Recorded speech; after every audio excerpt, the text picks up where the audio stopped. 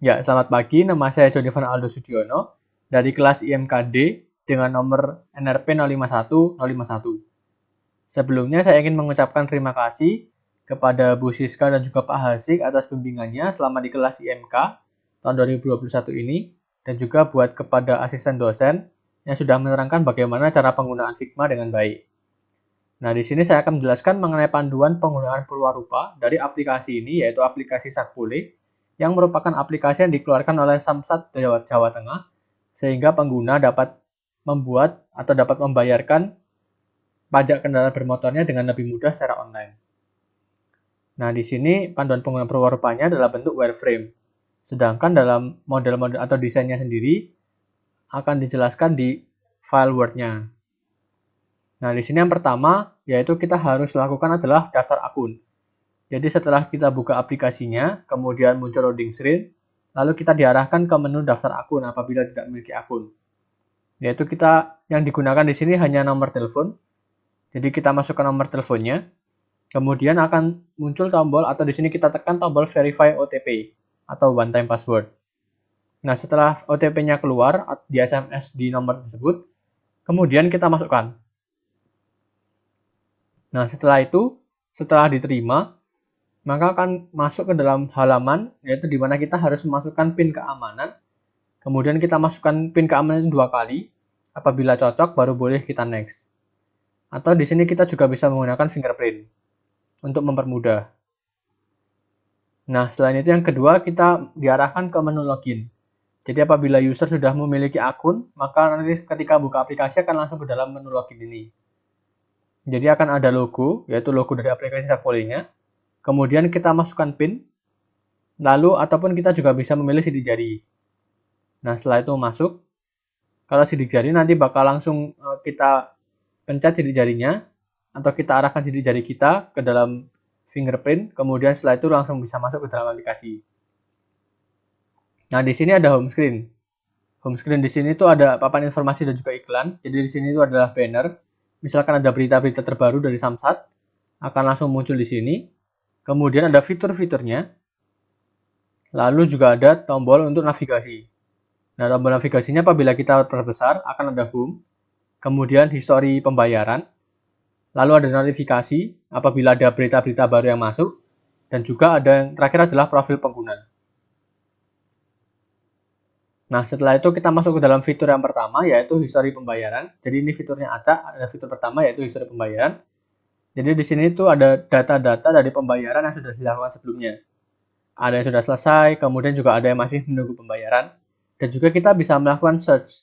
Search di sini kita bisa lakukan tanggal, ataupun juga bisa kita misalkan apabila yang sudah selesai ataupun yang masih menunggu pembayaran. Diharapkan dengan adanya search ini dapat mempermudah kita ketika mengingat-ingat kapan terakhir kali kita membayar pajak kita. Kemudian juga ada tutup dan navigasinya yang tadi. Lalu setelah itu ada profil. Di sini ada foto, di mana profil di sini ada username dan juga alamat. Jadi kita bisa mengedit username dan alamat kita. Kemudian juga kita bisa masukkan foto kita. Setelah itu di dalam profil sendiri ada notifikasi dan juga kirim masukan. Kirim masukan di sini itu adalah kirim kritik dan saran. Sedangkan notifikasi itu bisa dinyalakan, bisa dimatikan. Jadi notifikasi ini merupakan tombol slide di mana bisa dinyalakan atau dimatikan tergantung user apakah ingin berlangganan beritanya atau tidak. Kemudian ada kritik dan saran di sini, yaitu tinggal nama, lalu masukkan kritik dan saran, dan kemudian kita kirim. Nah, selanjutnya ada panduan. Jadi apabila user masih baru menggunakan dan juga masih kebingungan, dapat menggunakan panduan ini. Yaitu panduan tadi itu merupakan salah satu fitur, dan di sini akan dijelaskan mengenai cara pembayaran pajaknya. Nah, panduan di sini itu dalam bentuk video, karena menurut saya dalam bentuk video itu akan lebih mempermudah dari usernya tersebut, daripada hanya menggunakan gambar ataupun menggunakan tulisan. Nah, lalu setelah itu ini adalah salah satu menu yang paling atau salah satu fitur juga adalah informasi kendaraan bermotor. Jadi pengguna tinggal memasukkan nomor polisinya motornya. Di sini misalkan S dan selanjutnya nomornya.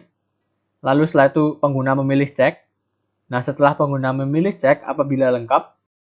Nah, kemudian di sini kita lanjut yang ke-9, yaitu ada fungsi untuk pembayaran pajak kendaraan bermotor. Jadi nanti di home screen nanti itu ada fungsi untuk pembayaran pajak. Jadi yang pertama di sini ada tombol tutup, kemudian juga ada live chat apabila pengguna kebingungan. Lalu bisa masukkan nomor polisinya, lalu masukkan nomor ektp, kemudian kita masukkan 5 digit terakhir nomor mesin dan tahun pajaknya. Setelah itu bisa kita pencet next. Nah, nanti dari data-data tadi itu akan muncul detail data kendaraan bermotor. Di sini pengguna dapat melakukan verifikasi apakah datanya itu sudah sama atau sudah sesuai dengan data di STNK atau BPKB-nya atau belum. Nah, kemudian di sini nanti akan ditampilkan apabila sudah sama, tinggal pencet next. Lalu akan ditampilkan detail pembayaran pajaknya. Misalkan pembayaran pajaknya berapa, kemudian dendanya berapa, dan jumlah bayarnya itu nanti berapa. Kemudian di sini setelah dipencet next, akan muncul layout di mana pengguna harus memasukkan metode pembayaran. Jadi di sini bisa menggunakan bank-bank seperti BCA, BNI atau yang lainnya. Dan juga di sini juga ada tulisan mengenai nominal pajak kendaraan yang harus dibayarkan. Kemudian bisa kita pencet next.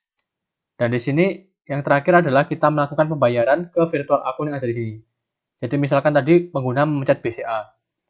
Nah, kemudian akan muncul lakukan pembayaran akun ke virtual akun yang ada di sini.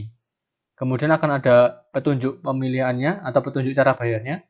Bisa via ATM, M-Banking, ataupun juga teller. Nah, setelah dibayarkan, maka bisa pengguna tutup, lalu kemudian akan muncul notifikasi bahwa sudah selesai. Dan nanti akan muncul data pajaknya, kemudian juga akan muncul bahwa sudah selesai melakukan pembayaran. Nah, setelah itu dapat pengguna tutup. Nah, sekian ini adalah fitur-fitur yang dapat diakses dalam aplikasi ini.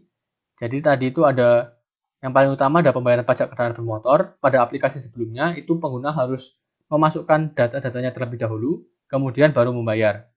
Sedangkan di sini sudah disediakan satu, yaitu pengguna bisa memasukkan data, kemudian langsung membayar seperti pada e-commerce pada umumnya. Nah, itu mungkin yang bisa saya sampaikan mengenai panduan penggunaan aplikasi ini. Terima kasih telah mendengarkan penjelasan saya.